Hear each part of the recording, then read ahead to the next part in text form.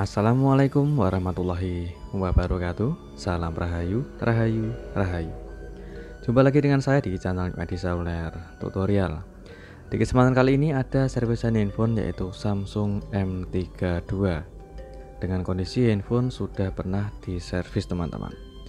Dan sebelumnya beliau sudah konsultasi via WhatsApp untuk menanyakan kerusakan handphone ini, yaitu untuk touchscreen-nya sama sekali tidak bisa berfungsi teman-teman. Jadi ada tampilan gambar seperti ini. Karena ini layarnya itu disetting saat redup, otomatis layarnya sedikit agak tidak kelihatan ya teman-teman. Tapi kalau kita coba untuk perhatikan di jarak dekat ini, layarnya tampil keluar gambar tapi tidak bisa digeserkan.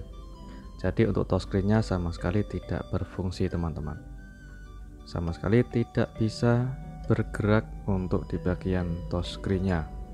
Oke, kita coba untuk cek dulu untuk kerusakannya, karena handphone ini saat beliau konsultasi sempat cerita kalau handphone ini sudah pernah diservis, dan sebelumnya itu kerusakannya adalah kemasukan air, dan untuk di bagian touchscreen-nya tidak bisa digunakan sama sekali teman-teman.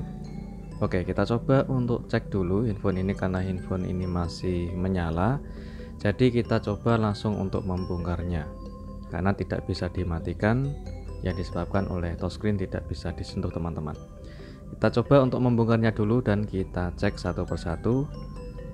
Ini di bagian soket baterai kita lepas dulu, dan kita lepas untuk di bagian fleksibel mainboardnya untuk mengecek di bagian soketnya atau pin kaki konektornya. Karena handphone ini habis kemasukan air, biasanya itu kebanyakan di bagian pin kaki soket konektornya itu bermasalah ataupun terkena korosi ataupun ada jalur yang terputus. Kita coba cek lebih detail lagi. Perhatikan pada soket konektor LCD-nya. Oke, ini adalah soket konektor fleksibel LCD ya teman-teman. Perhatikan ada beberapa pin kaki yang sedikit agak hangus atau gosong, ya disebabkan oleh korosi bekas kemasukan air. Dan untuk di bagian fleksibel mainboard ini juga saya koreksi, sama di bagian soket konektor mesin. Oke, nanti kita coba untuk lebih cek secara detail lagi ya teman-teman, atau kita zoom untuk melihat di bagian konektornya. Apabila mungkin ada pin kaki yang terdapat korosi, kita harus memperbaikinya dulu sebelum kita vonis mengganti LCD. Oke, di bagian ini saya cek yaitu antara fleksibel mainboard LCD sama soket konektor LCD-nya. Oke, perhatikan soket konektor LCD ini terdapat masih ada beberapa pin kaki yang terlihat hangus atau gosong. Yang agak kehitaman itu adalah pin kaki yang beberapa pinnya gosong ya teman-teman. Dan juga ada beberapa pin kaki yang mungkin bermasalah. Oke, sudah kita dapati untuk di bagian soket konektor LCD-nya itu masih ada korosi, dan untuk papan chargernya itu sudah pernah diganti ya teman-teman, alias menggunakan soket konektor yang KW. Oke, kita lanjut untuk perbaikan di bagian soket konektor fleksibel LCD ini. Kita gunakan flux dan kita kasih flux sedikit saja, jangan terlalu banyak. Kita gunakan ujung solder, dan jangan lupa hati-hati di bagian dekat baterai. Apabila kita solder seperti metode ini itu sangatlah beresiko, karena untuk di bagian fleksibel LCD masih nempel di bagian frame atau tulangan LCD-nya. Jadi LCD-nya masih nempel, belum saya lepas teman-teman. Kita setelah melepas di bagian soket konektor LCD seperti ini, hasilnya untuk di bagian kaki pin konektor LCD itu sudah pada hangus dan banyak korosi. Jadi kita coba untuk menggantinya dulu teman-teman. Oke, sengaja di bagian celah lubang fleksibel LCD itu saya kasih tisu, tujuannya agar di bagian dalam LCD atau saat kita menggunakan flux tidak langsung jatuh cairannya ke dalam LCD ya teman-teman. Oke, kita gunakan untuk penggantian soket konektor. Kita bisa mengambil dari soket konektor LCD bekas yang tidak terpakai. Apabila kita tidak menemukan pengganti baru, kita bisa menggunakan LCD kanibalan yang tidak terpakai, kita ambil untuk memanfaatkan yaitu penggantian soket konektornya. Setelah itu kita bersihkan untuk fleksibelnya, dan perhatikan setelah saya ganti, kita cek lagi apakah ada pin kaki yang belum tersolder atau belum presisi atau belum terpasang. Jadi kita harus cek satu persatu di setiap pin kaki konektornya. Oke, setelah kita ganti untuk di bagian konektor fleksibel LCD, kita perhatikan di bagian ini, kita cek juga yaitu di bagian soket konektor pada mainboardnya. Untuk soket konektor ini masih bagus, bersih, tidak ada korosi, dan di bagian ini adalah soket konektor mainboardnya juga masih bersih. Selanjutnya di bagian ini ada soket konektor board untuk mesin. Ini pinnya sangat panjang ya teman-teman, atau sangat banyak. Setelah kita cek ternyata sudah tidak ada korosi lagi, dan setelah kita selesai mengganti soket konektor fleksibel LCD nya, jadi ini alternatif awal ya teman-teman untuk proses pengerjaan sebelum kita langsung vonis penggantian LCD. Alangkah baiknya tidak ada salahnya kita harus memperbaikinya dulu, dan kita cek satu persatu semua komponen yang mungkin mencurigakan, karena handphone ini habis kemasukan air teman-teman. Oke, kita cek di bagian mesin. Ini sengaja saya lepas semua kameranya agar kameranya tidak ikut kotor teman-teman. Kita cek dulu di bagian ini adalah soket konektor board yang ada di mesin. Ini ada beberapa pin kaki yang masih terdapat sisa korosinya meskipun sedikit.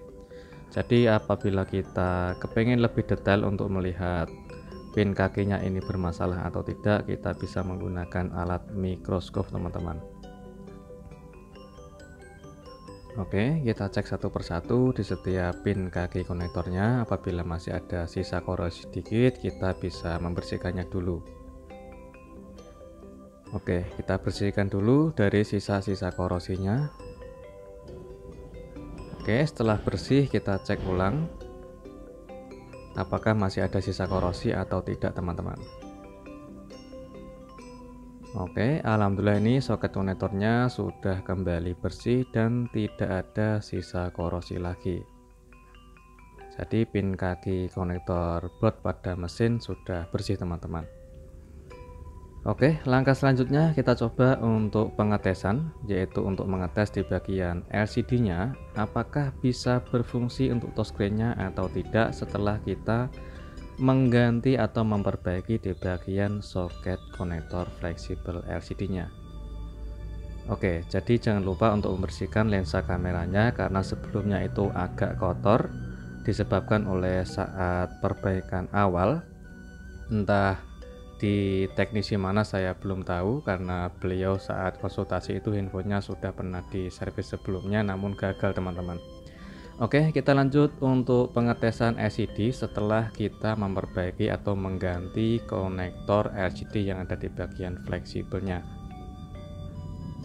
Oke, kita pasang dulu untuk di bagian fleksibel mainboardnya, dan kita pasang baterai. Kita cek apakah bisa berfungsi untuk touchscreen-nya atau tidak teman-teman. Oke, untuk pengetesan LCD kita coba untuk cek dulu menggunakan charger. LCD-nya masih tampil ya teman-teman. LCD-nya masih tampil dan keluar gambar. Kita coba untuk menyalakan handphonenya dulu. Untuk pengetesan touchscreen apakah bisa berfungsi dengan normal atau tidak teman-teman.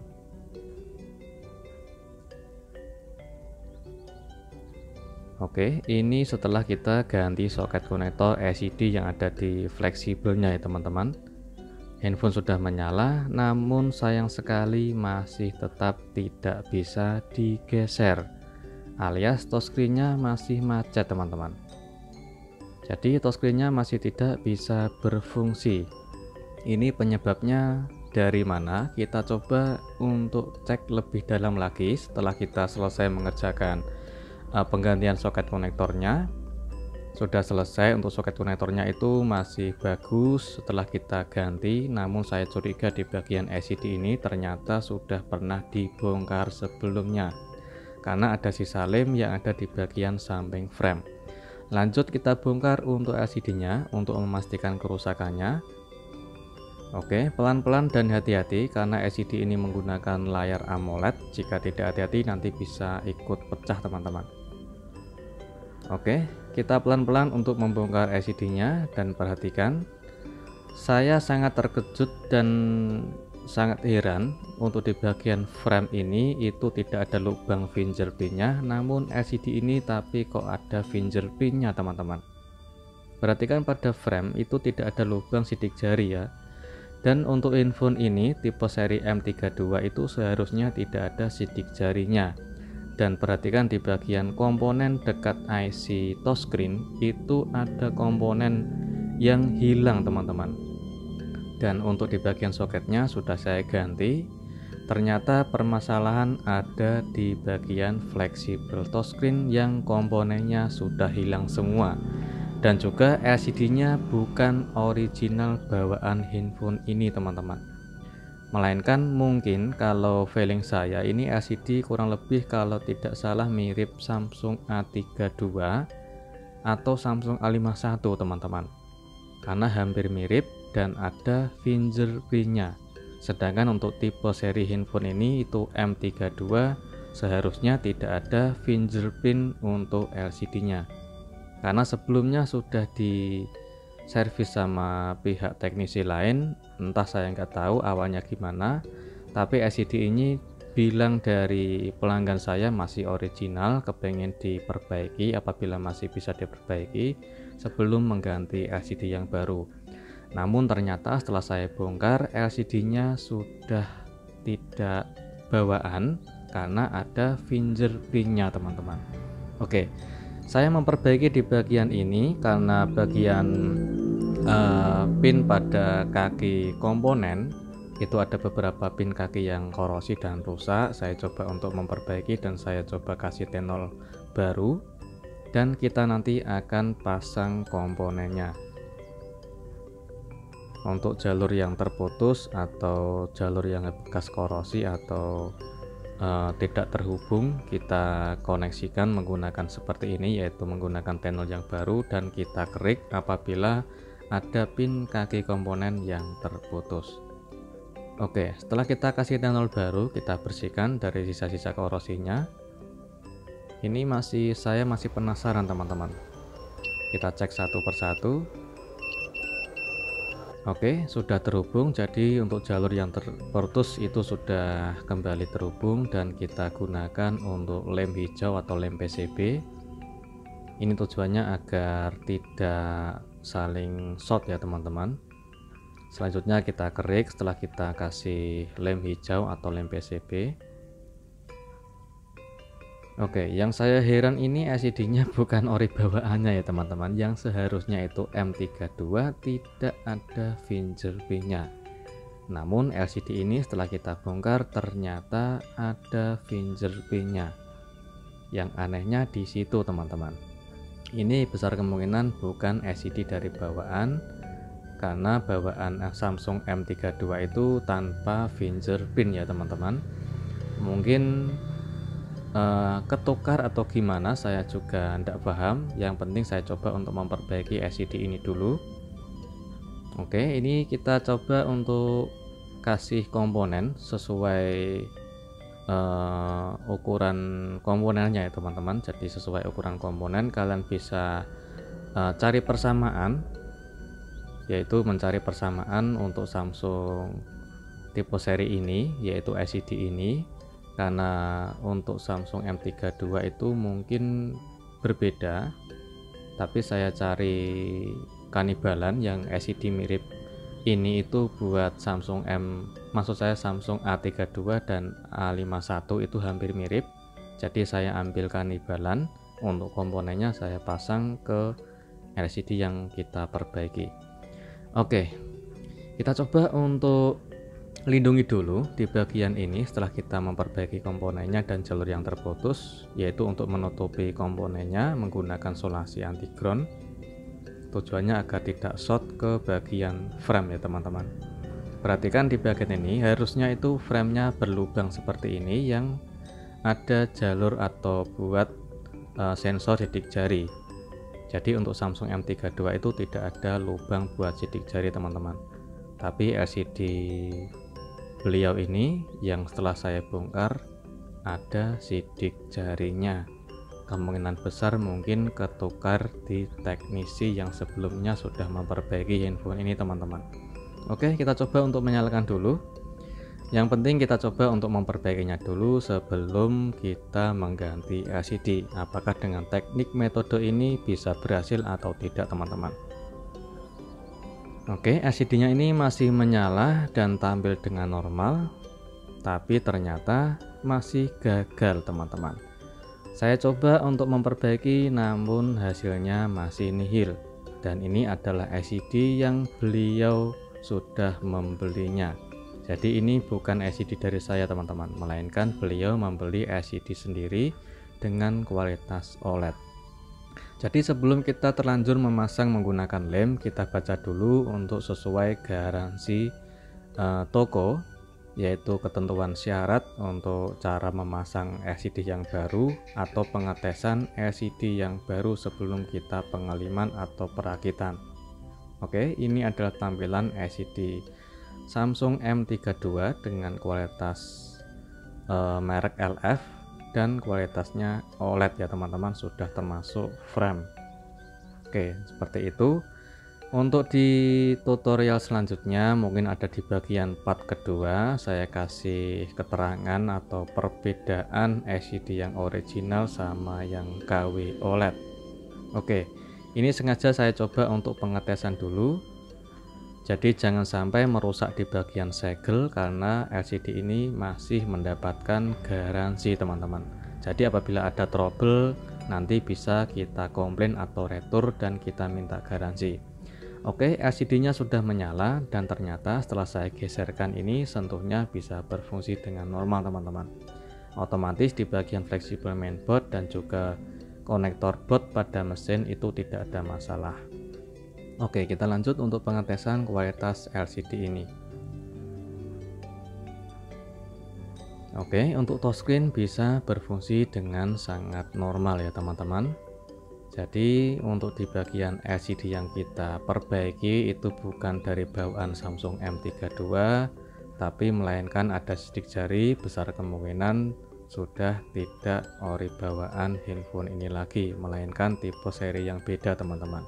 Dan mungkin pengerjaan sudah benar, tapi untuk touchscreen tidak bisa berfungsi mungkin karena LCD-nya bukan tipe seri handphone ini. Dan setelah saya rakit, ini saya cas, itu ada permasalahan teman-teman. Jadi setelah saya cas itu kita tinggal beberapa detik kemudian ada notifikasi berkedip seperti ini. Jadi untuk tanda baterainya berkedip-kedip seperti itu untuk notifikasi pengisian daya terhenti teman-teman. Kita coba untuk cek menggunakan alat USB tester atau USB doctor. Oke, ini sementara mengisi ada notifikasi pengisian daya baterai. Namun setelah beberapa detik kemudian itu tiba-tiba muncul notifikasi baterainya berkedip-kedip seperti ini. Jadi untuk logo tanda petirnya hilang, hanya baterai berkedip-kedip saja. Jadi seolah-olah baterai terhubung dan terputus dan terhubung seperti ini teman-teman. Putus nyambung hanya keluar logo pengisian daya baterai berkedip-kedip. Jadi dinantikan saja untuk tutorial selanjutnya, karena mungkin ini pengerjaan sudah kita perbaiki semaksimal mungkin, namun sudah kita berusaha tapi touchscreen-nya masih tidak bisa berfungsi dan ada permasalahan lain seperti charger bermasalah atau tidak bisa dicas dengan normal. Ini sengaja saya coba untuk cek dulu. Saya lindungi di bagian frame-nya karena menggunakan frame yang baru, dan juga papan casnya ini juga baru, yaitu bukan original melainkan menggunakan papan cas UI board-nya itu menggunakan yang KW teman-teman. Oke, setelah saya lindungi di bagian frame menggunakan solasi anti ground, kita coba untuk koneksikan menggunakan charger lagi. Oke, perhatikan pada pengisian daya baterai saat saya coba untuk koneksikan menggunakan charger. Keluar tanda petir, perhatikan. Ada notifikasi segitiga warna kuning ya teman-teman, atau temperatur. Jadi ada permasalahan di chargernya. Oke, kita akan lanjut untuk di tutorial selanjutnya ya teman-teman. Semoga ini tutorial yang sangat bermanfaat untuk perbaikan handphone Samsung M32. Assalamualaikum warahmatullahi wabarakatuh.